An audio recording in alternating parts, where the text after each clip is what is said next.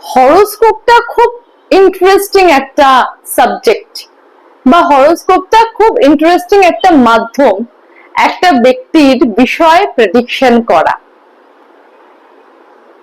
আরো একটি ইনফরমেশন দেব এই ভিডিওর মাধ্যমে, যে অনেকের হয়তো নলেজ রয়েছে অ্যাস্ট্রোলজির ব্যাপারে, তারা রিলেট করতে পারবেন, এবং যারা জানেন না তারা অবশ্যই কনসাল্ট করে নেবেন।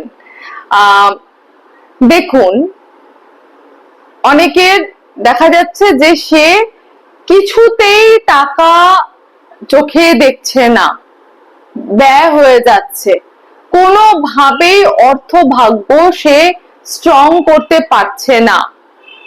তার মানে কিন্তু তার 12th হাউসের সাথে তার সেকেন্ড হাউসের স্ট্রংলি কানেকশন রয়েছে, এবং সেই ক্ষেত্রে যদি কানেকশনটা রয়েছে তাহলে তাকে ইমিডিয়েট রেমেডি করা উচিত।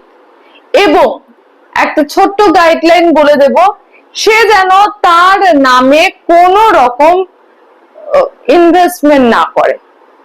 সে যদি তার নামে কোন রকম ইনভেস্টমেন্ট বলুন, মানি সেভিংস বলুন, হ্যাঁ, যদি সে করে তাহলে কিন্তু সেই অর্থ কখনোই বৃদ্ধি পাবে না, ভালো স্ট্রংলি তার লাইফে থাকবে না।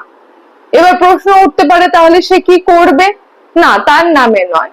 এবার তার হরোস্কোপ গতভাবে দেখে নিতে হবে যে কার নামে বা কার আন্ডারে মানিটা সেভ করা ভালো।